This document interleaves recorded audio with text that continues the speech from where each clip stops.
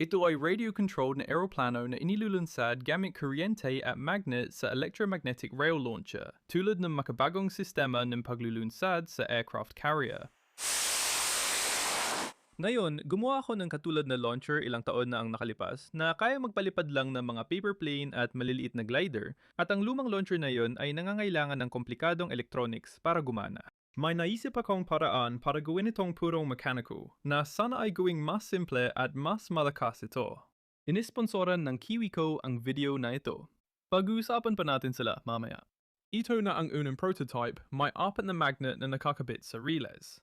Ang unang dalawang magnet ay magkapareho ang pole, habang ang pangalawang pares ay kabaligtad ang direksyon ng pole. Sa ganitong paraan, kung may mga coil ako sa sled at lalagyan ko ng kuryente ang mga ito, dapat itong lumika ng electromagnet na magtataboy sa unang dalawang magnet at aakit sa pangalawang pares ng magnet. Ilalagay natin ito sa pwesto at ishort ang ilang wire sa mga coil. Ay wow, mas maganda pa ang paglipad nito kaysa sa inaasahan. Ngayon, nakakabit na ako ng 2 metal strips sa gilid ng relays at gumawa ng bagong sled na may metal sa likod. Inaasahan ko makokontak nito ang mga contact sa relays at magbibigay kuryente sa coil. Dahan-dahan nating itulak ito sa coil at tingnan kung lilipad. Purely mechanically timed. Gusto ko sa disenyong ito na mechanical ang timing dahil kayang ayusin ang posisyon at haba ng strip para magbukas at magsara ng kuryente sa coil sa tamang oras at mapabilis ang sled. Pero hindi perpekto ang mga contact strip na ito dahil kailangan nilang maging eksaktong naka-align para magkaroon ng magandang electrical contact sa mga strips sa reels.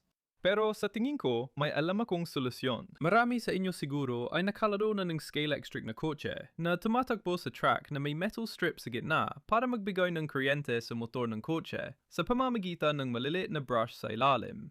Mas maganda ang trabaho ng mga brush na ito kaysa contact strips ng launcher ko dahil mas sumusunod sila sa hugis ng track at mas maganda ang electrical contact. Bumili ako ng opisyal na scale electric brushes para subukan sa sled.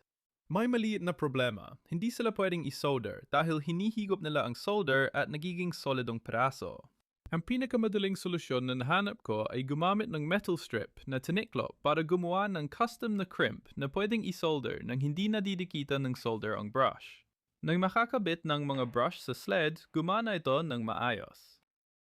I've been doing some more designing and built this. It's essentially Gumawa ako ng ilang disenyo at natapos ko ito. Halos pareho lang ito ng unang prototype, pero doble ang dami ng magnet at 4 na beses ang dami ng contact. Ang dahilan kung bakit mas marami itong contact ay dahil nakawire ito para mapalit ng polarity ng mga coil tuwing dumadaan sa bawat pares ng magnet na lumilikha ng alternating current na dapat magdulot ng pag-akit at pagtulak sa bawat pares ng magnet, kaya nagkakaroon ng 4 na punto ng boost. Sa maikling bahaging ito, pinadali ko pa ang sled gamit lang ang isang coil sa gitna, kaya manipis ang rail, mas dikit ang mga magnet, at mas magaan ng kaunti ang sled. Ang opisyal na scale electric brushes ay nagkakahalaga ng 3 libra at 50 sentimo para sa pack na to na may 6 na piraso, na 18 sentimetro lang ang kabuuang haba. Nalaman ko na pwede akong bumili ng solder wick, isang tinirintas na copper ribbon na nakakahalaga ng 3 libra at 40 sentimo para sa 1.5 metro, kaya mas mura ito mga ikawalong bahagi ng presyo kada sentimetro. Mukhang maganda ang potensyal ng bagong prototype na ito. Astig panurin habang kumikislap ito sa relays at bumibilis. Napansin ko rin ang ilang marka sa metal na contact. Hindi ito malaking problema dahil ang nickel na strip ay mas mataas ang melting point kaysa copper brush. Sa tingin ko, karamihan dito ay tunaw na tanso na naipon sa kanila. Mas maganda sana kung napapalitan ang mga contacts sa final launcher. Hindi rin ideal itulak lang ang sled papunta sa contacts dahil sapat ang lakas ng nagtutulakang puwersa sa unang mga magnet at nababaluktot ang 3 D-print nagdudulot ng pagdisconnecta ng brush at pagsiklab ng kuryente.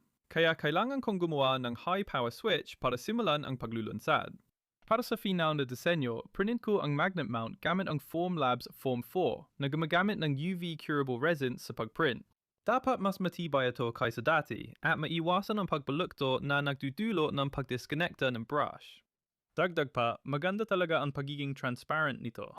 Nag-crimp ako ng copper braid na pwedeng i-solder sa mga pangunahing power wire at ibinaloktot ko ito sa hugis C para mailagay sa loob ng mga bracket. Ito ay para mas madaling mapalitan ang mga metal na contact strip.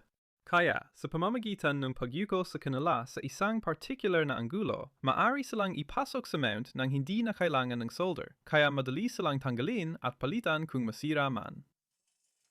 Susunod, ihanda ang riles sa pamamagitan ng pagbabarena ng maraming butas sa kahabaan nito para madaanan ng mga wire para sa salit-salitang polarity. Nagkabit ako ng mahabang tansong bar sa bawat gilid ng riles para mag-supply ng kuryente sa lahat ng contact. Pagkatapos, maaaring ikabit at isolder ang magnet at contact bracket. Ngayon, may positive bar dito at ang negative na wire ay dumadaan sa butas papunta sa kabilang tansong bar. Pagkakabit ng power supply sa bar, itutulak ang sled sa posisyon. Pagkonekta ng kuryente sa kabilang bar, lalaga na ang sled. Astig talaga tingnan sa dilim. Repeat this design another 9 more times for a Ulitin ko na lang ang disenyo ng 9 na beses pa para sa kabuuang 80 magnet at 80 contact para makita kung gaano ito kabilis. Umabot ng 6.5 oras. Siguro mas mabilis kung direkta kong insolder, pero mas madali sa hinaharap ayusin dahil napapalitan ang contacts. Pagkatapos, ikabit ang piyesa sa riles, isolder at ilagay ang mga magnet na sarit-salitang hilaga at timog ang poste. Kailangan na lang ngayon ng high power switch bilang trigger para sa sled. Ginamit ko ang Prusa XL ko na may tool changer para i-print ang switch, kaya nakagawa ko ng flexible na bisagra para sa spring-loaded na braso ng switch na pwedeng hilihin pa atras para i-load ang launcher. Ang flexible na bisagra ang magsisilbing latch na hahawak sa switch na bukas, kaya 2 prints at ilang maliliit na piyesa lang ang kailangan para mabuo ito. Kailangan ng kaunting adjustment sa disenyo dahil hindi ito nakakakapit, kaya sa bagong disenyo, nilagay ang spring sa ilalim para mas compact. Ngayon, maayos nang gumagana ang latch. Pagkatapos, ikinabit ko ito sa launcher, inisolder ang mga contact at nagprint ng launch button. Kapag nasa reels na ang sled, handa na itong paputukin. Pero may problema.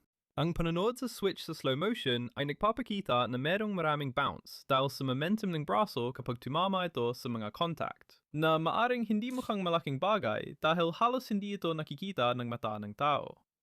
Pero pagdating sa pagbilis ng sled, halos tuluyang nalalaktawan ang unang ilang pares ng magnet at hindi rin maganda ang kalagayan ng switch contacts dahil sa mga spark. Ginugol ko ang sumunod na 1 araw o higit pa sa pagsubok ng iba't ibang ideya para maiwasan ang bounce, pero wala talagang gumana. Hanggang sa naalala ko ang isang switch na ginamit ko sa dati kong proyekto na tinatawag na reed switch. Ang switch na ito ay 2 metal na contact na nagdidikit kapag may magnet na inilapit. Ang reed switch nito ay rated lang ng 0.5 ampere na hindi sapat para sa launcher. Baka makagawa ako ng sariling switch na kaya ang kuryente. Ang bagong switch na ito ay may 2 metal na strip na pinaghiwalay ng napakaliit na agwat. May maliit na magnet na nakalagay sa ibabaw, pati na rin isang magnet sa braso. Habang umaangat ang braso, hinihila nito ang 2 strip para magdikit, kumukumpleto sa circuit. Sa slow motion, mas kaunti ang pagtalbog nito kaysa sa dating mga disenyo. Binago ko ito para hindi nalantad ang metal strip, at tinakpan ko rin ang copper bar na nagbibigay kuryente sa contact. Kumpleto na ang launcher. Pero bago tayo magpakawala ng mga projectile, hayaan ninyong ikwento ko muna ang tungkol sa isang launcher na maaari ninyong gawin kasama ang sponsor ng video na ito. Ang Kiwi ko ay nagdadala ng masayang pagkatuto sa agham at problem solving. Bilang matagal ng tagahanga, hindi ako nabigo sa kanilang mga crate. Dahil sa madaling tagubilin at kumpletong piyesa, perpekto ito para magsimula ng science project.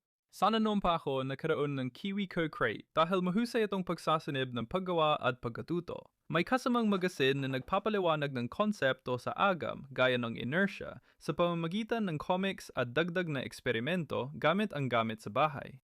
Marami silang uri ng kit para sa lahat ng edad, kaya pwede kang gumawa ng water bottle rockets hanggang trebuchet. Kung di mo pa nasusubukan ang Kiwi Co crate, inirecommend ako na subukan mo ito. Ngayon, makakakuha ka ng 50% diskwento sa unang buwan ng subscription gamit ang code na Tom Stanton o pagbisita sa kiwico.com/tomstanton. Nasa video description sa ibaba ang link.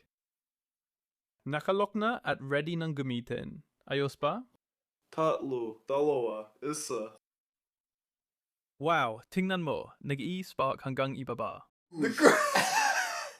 Parang umilaw ito. Parang may afterburners ito. Ay, ang astig nun. Uy, lumipad siya sa tamang oras. Alam kong nagawa ko. Nakuha mo ang tamang trim. Nagpaputok ng ubas sa tatlo. Dalawa, isa. What do you call this? The bullet Ay, sumabog yun. translate. Loaded in. Ay, ang ganda ng pagsabog na yun. Ayos. Sinipsip nito ang enerhiya ng sled. Tumama ang sled sa riles. Naku, rails pa talaga yun. Mukhang ayos naman. Pwede ko namang lagyan ng tatlong ubas. Oh! Maraming ubas, pare. Sa tatlo, dalawa, isa, triple ubas. May ubas na pumutok at kumalat sa akin. May isa pa sa ibabaw na buo pa. The speed. Paano ito napunta doon? Sandali, may natamaan ba? Isa na lang natira. Ay, yung rebound. Walang anon. Dosh! Hindi ako makapaniwala na na-slice ko talaga yon. Dosh! Anong ginagawa mo, Tommy? Nagpapaputok ako ng hotdog. Tawa, isa. And 48 volts. And aside from the sparks getting Ay, naku!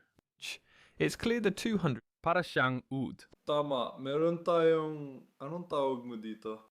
Ang bullet train sled. Bullet train sled. Nilagyan mo na ba? Dalawa, isa. is far heavier than the 100 turn. Bosh, ang bilis noon. Dalawa, isa. However, we can use the tracking software to measure acceleration. Tapos na ang launcher, pero may gagawin pa tayo sa sled. Gumawa ako ng 4 na sled na may magkakaibang bilang ng liko ng kawad sa bawat coil, mula 100 hanggang 400 para malaman kung paano ito nakakaapekto sa bilis. Meaning that if all sleds were equal in mass, we'd have a Para masukat ng tama ang bilis, nagprint ako ng tracking marker na ikakabit sa bawat sled. Kapag na-film na ito sa slow motion, pwede ko nang i-import ang footage sa video tracker software para sukatin ang bilis habang dumadaan sa riles. Inulit ko ang test na ito sa 16 na volts, 32 volts at 48 volts. Bukod sa mas malalaking spark kapag mataas ang voltahe, malinaw na laging panalo ang sled na may 200 liko sa karera. Sa teorya, mas maraming liko ng kawad, mas malakas ang electromagnet. Pero hindi nito tinutukoy ang bigat ng bawat coil, dahil mas mabigat ang coil na may 4 na rang liko kaysa sa may 100 liko. Kaya dapat balanse ang lakas ng electromagnet at bigat ng sled. Pwede natin gamitin ang tracking software para sukatin ang acceleration. Dahil alam natin ang bigat ng bawat sled, magagamit natin ang ikalawang batas ng paggalaw ni Newton. Ang puwersa ay katumbas ng masa na pinarami sa akselerasyon para kalkulahin ang pasulong na puwersang nililika ng mga magnet. Ipinapakita nito na ang sled na may 4 na rang liko ang may pinakamalakas na puwersa, kaya kung pareho ang bigat ng mga sled, siguradong may malinaw na panalo. Mas maraming liko ng kawad, mas mataas ang resistensya, kaya mas kaunting kuryente ang dumadaloy sa coil at nababawasan ang load sa manipis na copper brushes. Sa 100 liko ng sled, 90 amps ng kuryente sa coil sa 48 volts ang sumisira sa mga brush. Binago ko ang sled para mapalitan ang mga brush dahil nakakabit lang sila sa isang bolt. Kung kailangan palitan, luluwagan ko lang ang bolt at papalitan ng bagong brush gamit ang solder. Umasa ako na mas mabilis ng husto ng launcher na ito kaysa sa dati dahil walang sensitibong electronics na naglilimita sa voltahe. Kahit triple ang input na voltahe, 44 milya bawat oras lang ang pinakamabilis na sled. 4 milya kada oras lang ang nadagdag kumpara sa dati kong launcher. Gayunpaman, mas malaking agos ng kuryente ang kaya ng bagong disenyo, kaya pwede tayong gumawa ng sled na maraming coil. Sana makagawa ito ng mas malakas na magnetikong puwersa para maipalipad ang mas mabigat na projectile. Imbes na paper plane o magaan na 3D printed na eroplano, subukan nating magpalipad ng totoong radio-controlled na eroplano. Ang eroplanong ito ay isa sa pinakamagaan na radio-controlled aircraft na pagmamayari ko, na may bigat na 138 gramo. Pero ito pa rin ang pinakamabigat na bagay na naipalipad ko gamit ang mga magnet. Dahil ang 4 na raang liko ng sled ay may forward force na 6.7 newtons sa teorya. Sapat na ang 2 coil para mapabilis ang eroplanong ito hanggang 9 metro bawat segundo na sapat na para mapalipad ito. Gumawa ako ng 3D CAD model ng fuselage ng eroplano gamit ang Onshape, isang cloud-based CAD program. Pinapapali nitong magdisenyo ako ng mount na hahawak dito at ikakabit ito sa sled. Kung gusto mo magdisenyo ng ganitong proyekto, subukan mo ang Onshape. Pagkatapos, maaring i-export ang modelo at i-print sa 3D printer na akmang-akma sa eroplano. Ay, akmang-akma! Ngayong handa na ang double coil sled, naisip kong magsagawa muna ng mabalisang test gamit ang dummy weight para masubukan ang mga kalkulasyon ko. 3, 2, 1. Ayos na siguro yan. Kaya pumunta ako sa parking malapit dito kinabukasan para sana makapagpalipad.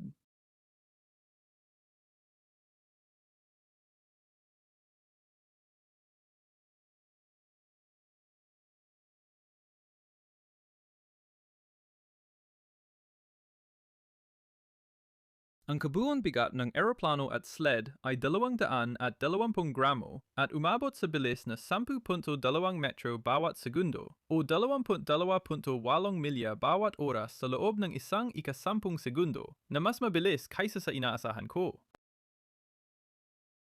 Hindi man ito pinaka-practical na paraan ng pagpapalipad ng modelong eroplano pero para sa akin isa ito sa pinakamalupit. Salamat sa panonood.